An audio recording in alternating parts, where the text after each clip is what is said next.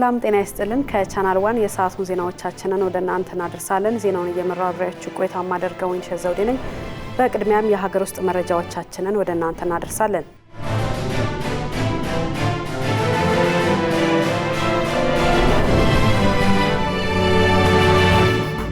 የተባበሩት መንግስታት ድርጅት ፍትሃዊ አካታችና የዓለም ነባራዊ ሁኔታ ያማከለ ለውጥ እንደሚያስፈልገው ጠቅላይ ሚኒስትር አብይ አህመድ ተናገሩ።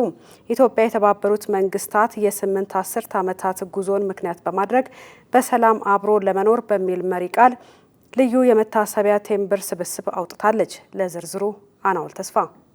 ጠቅላይ ሚኒስትር አብይ አህመድ በመርሃ ግብሩ ላይ ያደረጉት ንግግር የተባበሩት መንግስታት ድርጅት 80ኛ ዓመት በሚከበርበት ወቅት የባለብዙ ወገን ተቋማት እየተለወጠች ካለው ዓለም ጋር አብረው መጓዝ እንዳለባቸው አጽንኦት መስጠት እንደሚያስፈልግ አመላክተዋል። ከ80 ዓመታት በፊት ከአስከፊው ጦርነት በኋላ የተባበሩት መንግስታት ድርጅት መቋቋሙን አውስተው የተመድ መቋቋም ሀገራት በጋራ መርህ ለሰላም ለክብርና መረጋጋት በትብብር መስራት አለባቸው ከሚለው እሳቤ የመነጨ መሆኑን አመላክተዋል። ይህ እሳቤ በተመድ ቻርተር ውስጥ መካተቱን ጠቅሰው ለሰብአዊ ክብር እኩልነትና ማህበራዊ ለውጥ የቻርተሩ ምሰሶዎች እንደሆኑም ያነሱት ኢትዮጵያ ከተመድ መስራች ሀገራት መካከል አንዷ መሆኗን ያስታወሱት ጠቅላይ ሚኒስትሩ በዓለም አቀፍ ስርዓት ውስጥም ያላት ታሪክ በመርህ የተመሰረተና ከፍተኛ ፈተናን ያለፈ መሆኑን አመላክተዋል። የጋራ ደህንነት እሳቤ ውጤታማ ባልሆነበት የሊግ ኦፍ ኔሽን ውድቀት ኢትዮጵያ በወቅቱ መመልከቷን ጠቅሰው ያ ታሪክ ኢትዮጵያ ለትብብር ጀርባዋን እንዳትሰጥ ማድረጉን ተናግረዋል። ኢትዮጵያ በወቅቱ ከነበረው ሁነት ትምህርት መውሰዷንና የተቋማት ተአማኒነት የሚለካው በፈተና ወቅት በሚሰጠው ምላሽ መሆኑን የጸና አቋም መያዟን ተናግረዋል። በሀገራት መካከል ያለ መተማመን ጫና ውስጥ ገብቷል ያሉት ጠቅላይ ሚኒስትሩ ግጭቶች ይበልጥ እየተወሳሰቡ መምጣታቸውንም አንስተዋል። በቃል ኪዳኖችና በትግበራዎች መካከል ያለው ልዩነት እየሰፋ መምጣቱንም አስረድተዋል። የተባበሩት መንግስታት ድርጅት አሁናዊ የዓለም ሁኔታን ያማከለ ፍትሃዊና አካታች በመሆነ መልኩ ራሱን እየለወጠ መሄድ እንዳለበትም አስገንዝበዋል። አፍሪካ በተባበሩት መንግስታት ድርጅትና በዓለም አቀፍ ስርዓት ውስጥ ውክልና ማግኘት እንዳለባትና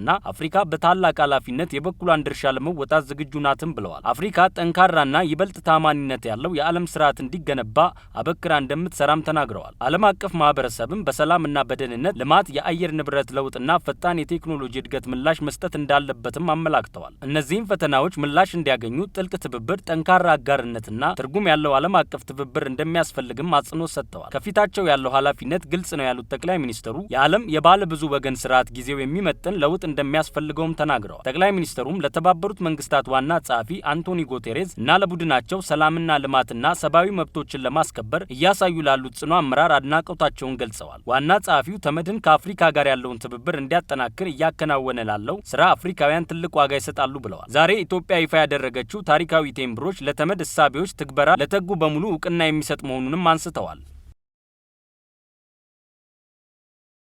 የተባበሩት መንግስታት ድርጅት ዋና ጸሐፊ አንቶኒዮ ጉተሬዝ ኢትዮጵያ ለዓለም አቀፍ ትብብርና ለባለ ብዙ ወገን ግንኙነት ያላትን ቁርጠኝነትና ተምሳሌትነት አደነቁ። የተባበሩት መንግስታት ድርጅት ዋና ጸሐፊ አንቶኒዮ ጉተሬዝ ጠቅላይ ሚኒስትር አብይ አህመድ ሁነቱን በማዘጋጀታቸውና የኢትዮጵያ ሕዝብ ላደረገላቸው ደማቅ አቀባበልም ምስጋናን አቅርበዋል። የሮዳን ንጉሴ ተጨማሪ ይዛበታለች። የተዘጋጀው ልዩ የመታሰቢያ ቴምብር ለተመድ 80ኛ ዓመት ምስረታ ከመዘከር ባለፈ ተመድና ኢትዮጵያ ያላቸውን የረጅም ጊዜ ግንኙነት የሚያሳይ ነው ብለዋል። ኢትዮጵያ እንደ አውሮፓውያን አቆጣጠር በ1945 ዓ.ም ተመድ በሳን ፍራንሲስኮ ሲመሰረት ቻርተሩን ከፈረሙ 51 ሀገራት መካከል አንዷ እንደሆነች ያወሱት ዋና ጸሐፊው ኢትዮጵያ አሁን የባለብዙ ወገንና ዓለም አቀፍ ትብብር ተምሳሌት ሆና መቀጠሏን አመልክተዋል። ኢትዮጵያ ጥንታዊ ስልጣኔን የምትወክል ሀገር ናት ያሉት ዋና ጸሐፊው በዓለም ላይ ፈጣን የኢኮኖሚ እድገት እያስመዘገቡ ካሉ ሀገራት መካከል አንዷ መሆኗንም አንስተዋል። እንደ ኢትዮጵያ ጠንካራ የታሪክ መሰረት ያላቸው ሀገራት መጻኢ ጊዜያቸው ጠንካራና ብሩህ እንደሆነም ገልጸዋል። አብዛኞቹ የአፍሪካ ሀገራት በቀኝ ገዢዎች ስር በነበሩበት ወቅት ኢትዮጵያ ነጻነቷን አስጠብቃ የቆየች ሀገር መሆኗን ገልጸው ይህም የጥንታዊ ስልጣኔዋ ውጤት ነው ብለዋል። ኢትዮጵያ የአፍሪካ ሀገራት ከቀኝ ግዛት ነጻ ከወጡ በኋላ የተመድ አባል ሀገራት እንዲሆኑ ድጋፍ ማድረጓንም አስታውሰዋል። አዲስ አበባ የአፍሪካ ህብረት ዋና መቀመጫ በአፍሪካ የተመድ ከፍተኛ የተቋማትና የሰራተኞች ብዛት ከያዙ ከተሞች መካከል እንደምትጠቀስም አንስተዋል። የኢትዮጵያ ሰላም አስከባሪዎች በተመድ ጥላ ስር በሰላም ማስከበር ተልዕኮዎች ወሳኝ ሚና መጫወታቸው መሆናቸውን አንስተውም በዓለም ላይ አደገኛና አስጊ የሚባሉ ቦታዎች በመሄድ መስዋዕትነት በመክፈል ለሰላምና መረጋጋት ለተወጡት ሚናም ምስጋናቸውን አቅርበው የተመድ ግብ የኢትዮጵያን ሕዝብ ማገልገልና የኢትዮጵያን መንግስት ስትራቴጂዎች እንዲሳኩ መደገፍ ነው ብለዋል። ተመድ ለኢትዮጵያ በሰላምና ደህንነት፣ በልማት፣ በሰብአዊ ድጋፍ አቅርቦትና የተቋማት አቅም ግንባታ ላይ ድጋፍ ማድረጉን እንደሚቀጥል አረጋግጠዋል። ተመድ ኢትዮጵያና አፍሪካ ፍትሐዊ የዓለም አስተዳደር ስርዓት እንዲሰፍን ያላቸውን ጥሪ እንደሚደግፍና ለስኬታማነቱም እንደሚሰራ አረጋግጠዋል። የተመድ የጸጥታው ምክር ቤት ማሻሻያ በማድረግ አሁናዊ የዓለም ሁኔታ እንዲንጸባረቅና በአፍሪካ ላይ የደረሱ ታሪካዊ ኢፍትሐዊነቶች መካስ አለባቸው ብለዋል። አፍሪካ በጸጥታው ምክር ቤት ቋሚ ውክልና እንድታገኝ በማድረግ የምክር ቤት ቅቡልነትና ውጤታማነትን ማሳደግ ልዩ ትኩረት እንደሚሰጠውም አንስተዋል። አፍሪካ የቅኝ ግዛትና በዓለም ተቋማት ፍትሐዊ በሆነ ሁኔታ ያለመወከሏ ሁለት ጉዳት መሆኑን ያነሱት ዋና ጸሐፊው ኢትዮጵያ ከተመድ መነሻ የአፍሪካ ተወካይ መሆኗን አድንቀዋል። ተመድ ኢትዮጵያ በተባበሩት መንግስታት ድርጅት ሪፎርምና የአፍሪካ የጸጥታው ምክር ቤት ውክልና እንድታገኝ ያቀረበችው ጥሪ ተገቢና ድርጅቱ ፍላጎቱን እውን እንዲሆን ይሰራል ብለዋል። አፍሪካ በዓለም የፋይናንስ ስርዓት ውስጥ ፍትሐዊ ተጠቃሚ መሆን እንዳለባትና ውሳኔ ሰጪነቷ ሊያድግ እንደሚገባም አንስተዋል። ኢትዮጵያ ያሳተመችው ልዩ የመታሰቢያ ቴምብር ተመድ እስካሁን የመጣበትን የሚያወሳ ካሁን ባለፈ አሁን ዓለም ላይ የተጋረጡ ፈተናዎችን በጋራ መፍታት እንዳለብን የሚያሳስብ ነው ብለዋል። ሰላም፣ ፍትህና ብልጽግና ለሁሉም የሚለው የተመድ የጸና ሀሳቤ ትርጉም ያለውና የማይተካ መሆኑንም አንስተዋል። ለተሻለች አፍሪካና ዓለም መፈጠር በጋራ እንስራ ሲሉ ጥሪ ያቀረቡት አንቶኒዮ ጉተሬስ በዚህ ረገድ ኢትዮጵያ የመሪነት ሚናዋን እንድትወጣም ጥሪ አቅርበዋል። እያንዳንዱ የልማት ስራ ለህዝብ የተሻለ ውጤት ማምጣቱን ለማረጋገጥ ሳይንሳዊ ምርምር አስፈላጊ ነው ሲሉ የፕላንና ልማት ሚኒስትር ፍጹም አሰፋ ተናገሩ። በፖሊሲ ጥናት ኢንስቲትዩት አዘጋጅነት መረጃ ለልዕቀት የፖሊሲ ሚና ለበለጸገች ኢትዮጵያ በሚል መሪ ቃል የመጀመሪያው የፖሊሲ ቀን በተለያዩ ዝግጅቶች ተከብሯል። በዚሁ መድረክ ላይ የተገኙት የፕላንና ልማት ሚኒስቴር ሚኒስትር ፍጹም አሰፋ ለልማት ስራዎች ሳይንሳዊ ምርምር አስፈላጊ መሆኑን ገልጸው ለዚህም ቅንጅታዊ አሰራሮችን ማጎልበት እንደሚገባ አሳስበዋል። ሚኒስትሯ በተጨማሪም በፕላንና ልማት ሚኒስቴርና በፖሊሲ ጥናት ኢንስቲትዩት መካከል ያለው ቅንጅታዊ ስራ የኢንስቲትዩቱን ሀገራዊ ወሳኝ አስተዋጽኦ በግልጽ ያሳያል ብለዋል። ሚኒስቴር መስሪያ ቤታቸው ሀገራዊ እቅዶችን የማዘጋጀትና አፈጻጸማቸውን የመከታተል ኃላፊነት እንዳለበት የገለጹት ሚኒስትሯ ይህንን ስራ በብቃት ለመወጣት የፖሊሲ ጥናት ኢንስቲትዩት ዋነኛ የሳይንሳዊ ጥናትና ምርምር ማስረጃ ምንጭ ነው ሲሉም ገልጸዋል። 60% ከዚያ በላይ ውጤት የሚያስመዘግቡ ዩኒቨርሲቲዎች ብቻ ወደ ራስ ገዝነት ሽግግር እንዲገቡ ይደረጋል ተባለም። በኢትዮጵያ ከፍተኛ ትምህርት ተቋማት ታሪክ ከ2019 ዓ.ም የትምህርት ዘመን ጀምሮ ወደ ራስ ገዝነት ለመሸጋገር ዝግጅት እያደረጉ ያሉ 9 የመንግስት ዩኒቨርሲቲዎች ህልውና በ60% ውጤት ላይ የተንጠለጠለ መሆኑ ታውቋል። በወጣው መመሪያ መሰረት በትምህርት ሚኒስቴር የተዋቀረውና በፕሮፌሰሮች የሚመራው ገለልተኛ የግምገማ ቡድን ወደ ተቋማቱ የተሰማራ ሲሆን ዩኒቨርሲቲዎቹ ካቀረቡት ሪፖርት ባለፈ በተጨባጭ ያላቸው ዝግጁነት ይፈተሻል። የከፍተኛ ትምህርት አስተዳደርና መሰረተ ልማት መሪ ስራ አስፈጻሚ ሰለሞን አብርሃ እንደገለጹት ይህ ግምገማ ለተቋማቱ የመኖር ወይም ያለመኖር ያህል ወሳኝ ነው ብለዋል። በገለልተኛ ቡድኑ በሚደረገው ጥብቅ ግምገማ 60%ና ከዚያ በላይ ውጤት የሚያስመዘግቡ ዩኒቨርሲቲዎች ብቻ ወደ ራስ ገዝነት ሽግግር እንዲገቡም ይደረጋል ተብሏል። ይህንን ውጤት ማምጣት ያልቻሉ ተቋማት ግን የሽግግሩ እድል እንደሚያመልጣቸው ተጠቁሟል። ለዚህ ግምገማ የቀረቡት መቀሌ፣ ባህር ዳር፣ ጎንደር፣ ጅማ፣ ሐዋሳ፣ አርባ ምንጭ፣ ሀርማያ እንዲሁም የአዲስ አበባና የአዳማ ሳይንስና ቴክኖሎጂ ዩኒቨርሲቲዎች ናቸው። በመቅደላ ጦርነት ጊዜ የተዘረፉ የኢትዮጵያ ቅርሶች ከ158 ዓመታት በኋላ ወደ ኢትዮጵያ ተመልሰዋል። ቅርሶቹ የአጼ ቴዎድሮስ የጸጉር ቁንዳላና የልብስ ቁራጮች እንዲሁም የወርቅ አምባር ናቸው። ቅርሶቹ የተመለሱት ከእንግሊዝ ሀገር ሲሆን ቅርሶቹን ያመጡት የእንግሊዝ ንግስት ቤተሰብ ሙዚየም ኃላፊ ሮቢን ጃክሰን እና የኢትዮጵያ ቅርስ አስመላሽ ኮሚቴ አባልና ተመራማሪ አሉላ ፓንክረስት ናቸው። የኢትዮጵያ ቅርስ ባለስልጣን ዋና ዳይሬክተር አበባው አያሌውና የኢትዮጵያ አርበኞች ማህበር አባላት ቦሌ ዓለም አቀፍ አየር ማረፊያ በመገኘት ለቅርሶቹ አቀባበል አድርገዋል። በነገው ዕለት ግንቦት 7 ቀን 2018 ዓ.ም በባለስልጣን መስሪያ ቤቱ የቅርሶቹ ርክክብ እንደሚደረግ የኢትዮጵያ ቅርስ ባለስልጣን ተናግሯል።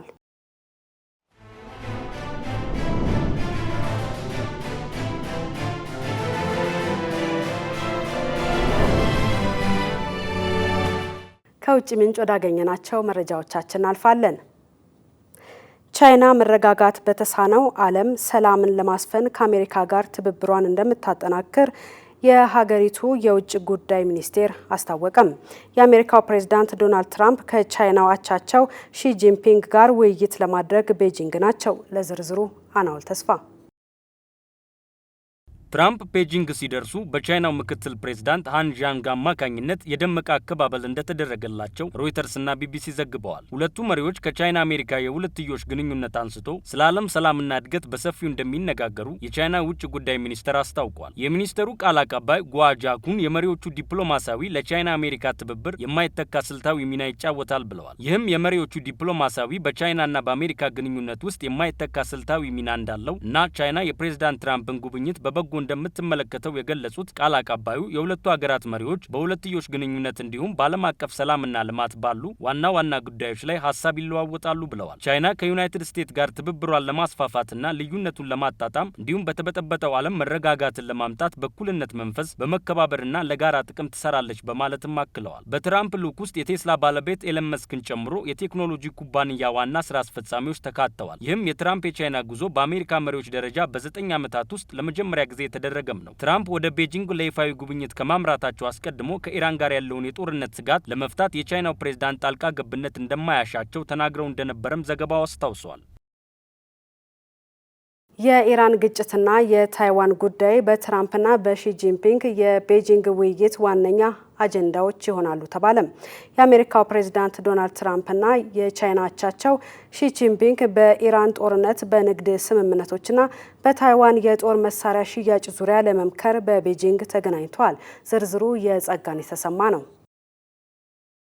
የአሜሪካው ፕሬዝዳንት ዶናልድ ትራምፕና የቻይናው አቻቸው ሺ ጂንፒንግ በኢራን ጦርነት፣ በንግድ ስምምነቶችና በታይዋን የጦር መሳሪያ ሽያጭ ዙሪያ ለመምከር ቤጂንግ ተገናኝተዋል። ምንም እንኳን በበርካታ አወዛጋቢ ጉዳዮች ላይ ትልቅ ለውጥ ባይጠበቅም ስብሰባው በሁለቱ ሀያላን ሀገራት መካከል ያለውን ግንኙነት ለመወሰን ወሳኝ እንደሆነ ተገልጿል። የኢራን ቀውስና የዲፕሎማሲ ጥረት ፕሬዝዳንት ትራምፕ ቻይና ኢራንን በማሳመን ከአሜሪካ ጋር ስምምነት ላይ እንድትደርስ ግፊት ታደርጋለች የሚል ተስፋ አላቸው። ሆኖም ተንታኞች ቻይና ኢራንን ለአሜሪካ እንደ ስልታዊ መመከቻ ትጠቀምባት በኢራን ላይ ጠንካራ ጫና ታደርጋለች የሚለው ላይ ጥርጣሬ አላቸው። የአሜሪካ የውጭ ጉዳይ ሚኒስትር ማርኮ ሩቢዮ በበኩላቸው የቻይና መርከቦች በባህረ ሰላጤ ውስጥ በመታገታቸውና የዓለም ኢኮኖሚ መቀዛቀዝ ቻይናንም ስለሚጎዳ ቀውሱን መፍታት ለቤጂንግም ጥቅም እንደሆነ ገልጸዋል። ለፕሬዝዳንት ሺ ጂንፒንግ ዋነኛው አጀንዳ አሜሪካ ለታይዋን የምታደርገው የጦር መሳሪያ ሽያጭ ነው። ቻይና አሁንም በትራምፕ ይሁንታን የሚጠብቀውን የ14 ቢሊዮን ዶላር የጦር መሳሪያ ሽያጭ አጥብቃ ትቃወማለች። አሜሪካ ግን በሕግ የታይዋንን የመከላከል አቅም የመደገፍ ግዴታ እንዳለባት ትገልጻለች። ፕሬዝዳንት ትራምፕ ሺ ጂንፒንግ ታላቅ መሪና ጓደኛዬ በማለት የገለጿቸው ሲሆን ሺ ጂንፒንግ በበኩላቸው ሁለቱ ሀገራት ሲተባበሩ ተጠቃሚ ይሆናሉ፣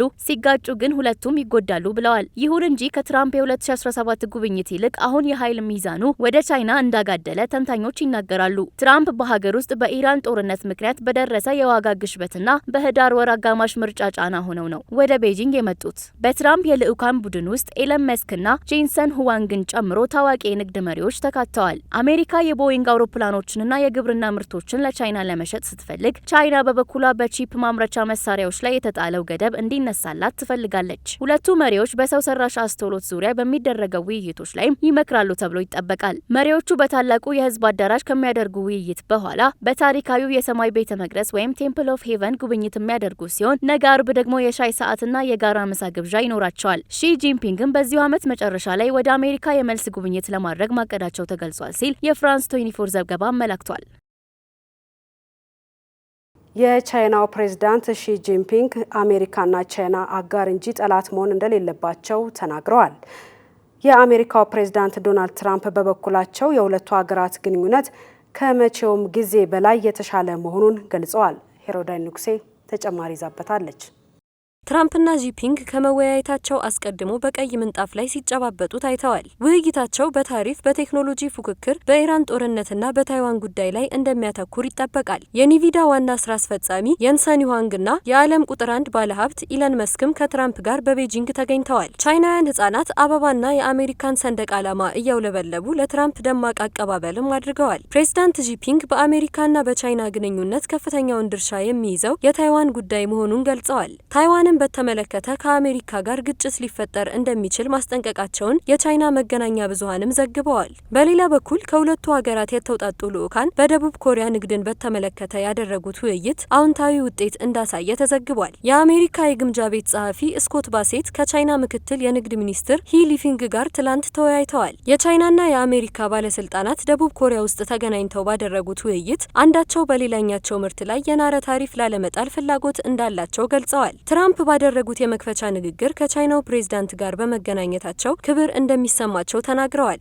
ተግባብተናል፣ ልዩነቶች ሲገጥሙን ፈተናቸዋል፣ እንደዋወላለን። ችግር ገጥሞን እንደነበር ማንም አያውቅም። ለሁሉም ሰው የምናገረው ታላቅ መሪ መሆኑን ነው ብለዋል ትራምፕ በቤጂንግ ጉብኝታቸው የዓለም ታላላቅ ነጋዴዎችን ይዘው መጓዛቸውን ገልጸዋል። ጂፒንግ ባደረጉት መክፈቻ ንግግር መላው ዓለም ውይይታችንን እየተከታተለ ነው ብለዋል። ዓለም ያልተረጋጋ ሁኔታ ውስጥ እንዳለች የተናገሩት የቻይናው ፕሬዝዳንት ዓለም አዲስ መስቀለኛ መንገድ ላይ ደርሷል፣ ቻይናና አሜሪካ መሰናክሉን አልፈው አዲስ ግንኙነት ይመሰርቱ ይሆን ሲሉ ጠይቀዋል። በጋራ ዓለም አቀፍ ችግሮችን ለመፍታት እንዲሁም በጥምረት የወደፊቱን ዓለም የተሻለ ለማድረግ መስራት ይችሉ እንደሆነም ለትራምፕ ጥያቄ አቅርበዋል። እነዚህ ጥያቄዎች ለታሪክ ለዓለምና ለሕዝቦች ጠቃሚ መሆናቸውን ገልጸው የሁለት ታላላቅ አገራት መሪ እንደመሆናችን ጥያቄዎቹን መመለስ አለብን ብለዋል። ሁለቱ መሪዎች ለ2 ሰዓት የዘለቀ ውይይት ማድረጋቸው ተዘግቧል። በውይይታቸው የኢራን ጦርነት ጉዳይም እንደሚነሳ ሲገለጽ ቆይቷል። ትራምፕ ቤጂንግ ከመድረሳቸው አስቀድሞ ከኢራን ጋር የገቡበትን ጦርነት ለማስቆም የቻይናን እርዳታ እንደማይፈልጉ መናገራቸው ይታወሳል። ኢራን በሆርሙዝ ወሽመጥ ላይ የምታደርገውን ቁጥጥር እያጠበቀች የመጣች ሲሆን በሁለቱ ሀገራት መካከል የተደረሰው የተኩስ አቁም የመፍረስ አደጋ ተጋርጦበታል።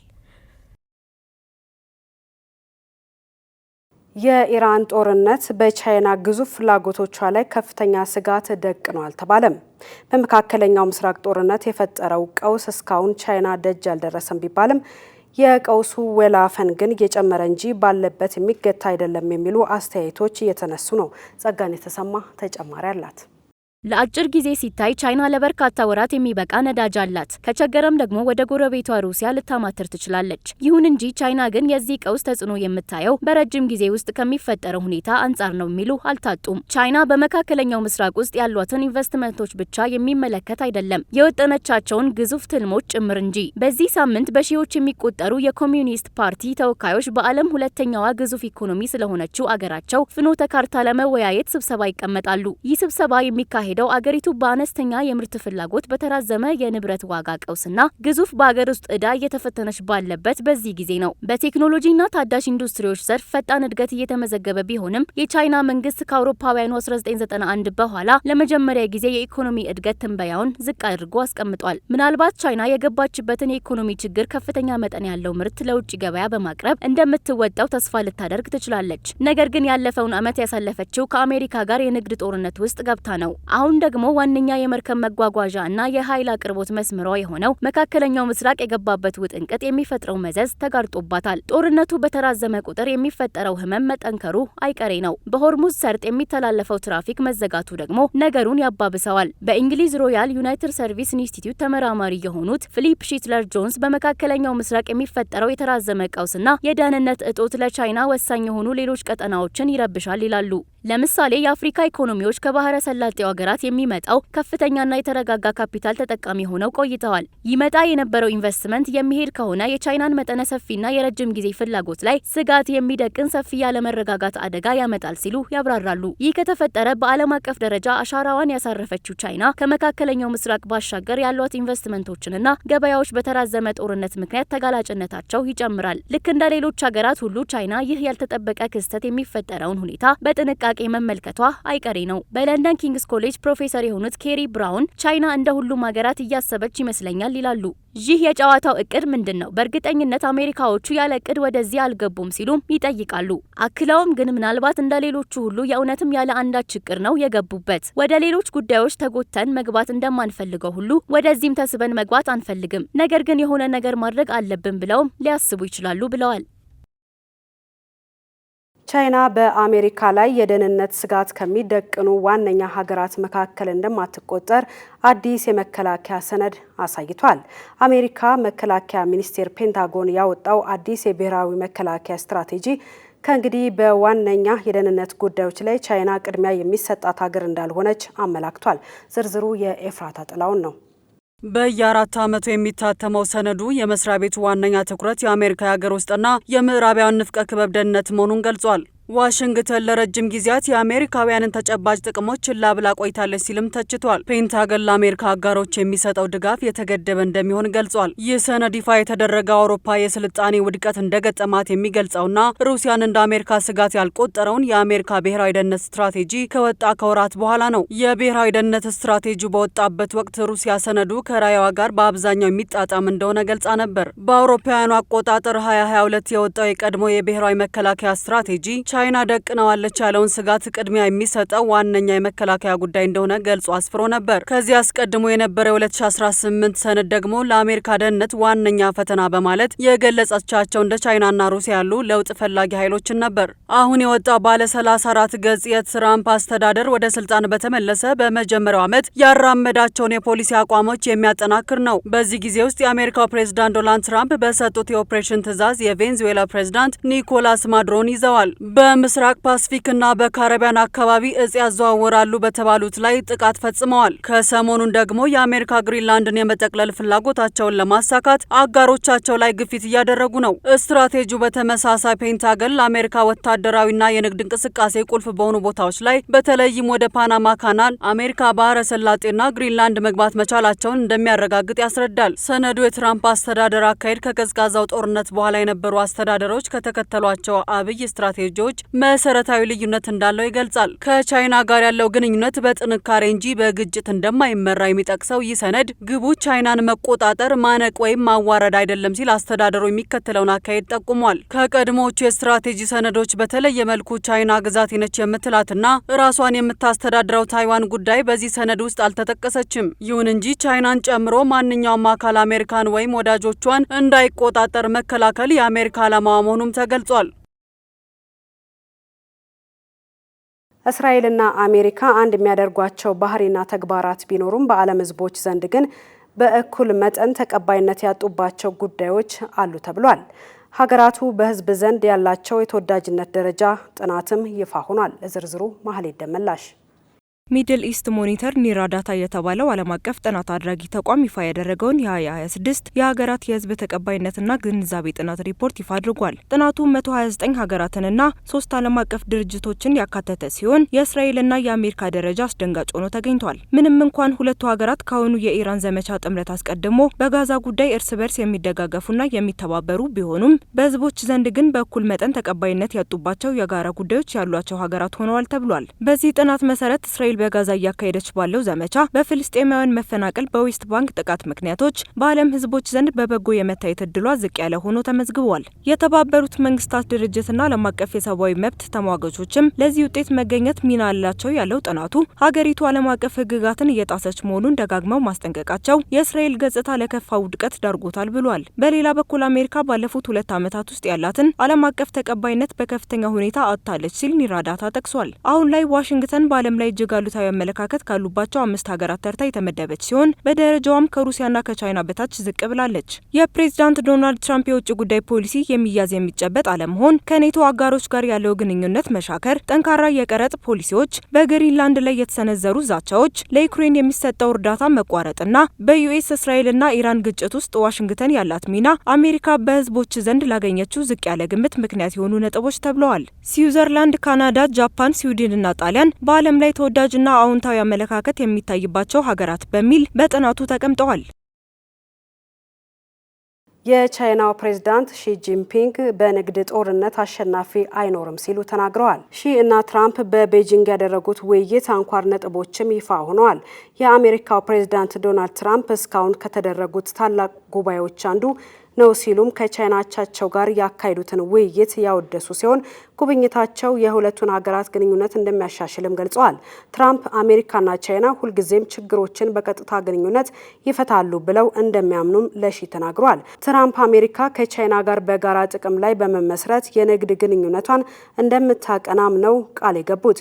የቻይናው መሪ በበኩላቸው ቻይናና አሜሪካ ከውጥረት መውጣት አለባቸው ሲሉ አጽንኦት ሰጥተው የተናገሩ ሲሆን የታይዋን ጉዳይ ግን በዋናነት ነጻነት ለአሜሪካ ቻይና ግንኙነት ቁልፍ እንደሆነ ገልጸዋል። አክለውም የታይዋን ነጻነትና የክልሉ ሰላም የተነጣጠሉ አይደሉም ሲሉ ተናግረዋል። ከመጀመሪያው የዶናልድ ትራምፕ የስልጣን ዘመን የጀመረውና በሁለተኛው የስልጣን ጊዜያቸው ከቆመበት የቀጠለው የሁለቱ ሀገራት ዋነኛ የቁርሾ ምክንያት የሆነውን የንግድ ጦርነት አስመልክቶ የተናገሩት ሺ ጂንፒንግ በዚህ የንግድ ጦርነት አሸናፊ አይኖርም ሲሉ አጽንኦት መስጠታቸውን ቢቢሲ ዘግቧል። የሰው ልጅ የተቆረጡ የአካል ክፍሎቹን እንደ አዲስ መልሶ የማብቀል ስውር የተፈጥሮ ብቃት እንዳለው በምርምር ተጠቁሟል። በተለይ በቅርቡ የስታንፎርድ ዩኒቨርሲቲ ሳይንቲስቶች እንደ አክሶሎትል ያሉ የአካል ክፍሎቻቸው ሲቆረጡ መልሶ ማብቀል የሚችሉ ፍጥረታትን የዘረመል መዋቅር ለዓመታት ሲያጠኑ ቆይተዋል። ኤፍራታ ጥላውን ዝርዝሩን ተከታትለዋለች፣ እንደሚከተለው ታቀርበዋለች። በቅርብ የተደረጉ ጥናቶች እንደሚያሳዩት የሰው ልጅ እነዚህን አካላት ለማሳደግ የሚያስችሉ መሰረታዊ ዘረመሎች በውስጡ ቢኖሩትም በዝግመተ ለውጥ ሂደት ምክንያት ዘረመሎቹ ሳይንቀሳቀሱ ተኝተው ወይም ጠባሳ ጥለው ቁስልን በማዳን ሂደት ብቻ ተተክተው መቆየታቸውን አመላክተዋል። በተለያዩ ዓለም አቀፍ የምርምር ተቋማት የተመራው ይህ አስገራሚ ግኝት የውሃና የየብስ እንስሳት ላይ ተመሳሳይ የሆኑ ዘረመሎች መልሶ ለማሳደግ የሚረዳ የዘረመል አይነት መኖራቸውን አረጋግጧል። ተመራማሪዎቹ እነዚህን ዘረመሎች በዘረመል ሕክምና አማካኝነት በማነቃቃት አይጦች የተጎዱ አጥንትና የህብረ ህዋስ ክፍሎቻቸውን በከፊል መልሶ እንዲያሳድጉ ማድረግ ችለዋል። ይህ ስኬት የሰው ልጅም ተመሳሳይ የዘረመል መዋቅር ስላለው ወደፊት ተገቢው የሕክምና ማነቃቂያ ከተደረገላቸው የተቆረጡ እጅና እግሮችን እንዲሁም ሌሎች ውስብስብ ቲሹዎችን መልሶ ማብቀል እንደሚቻል ፍንጭ ሰጥቷል። በተጨማሪም ሌሎች የወጡ ተያያዥ ጥናቶች እንደሚያመለክቱት የአካል ክፍሎች መልሶ አለማደግ ምክንያት የዘረመል እጥረት ብቻ ሳይሆን በሰውነታችን ውስጥ ያለው የኦክሲጅን መጠንና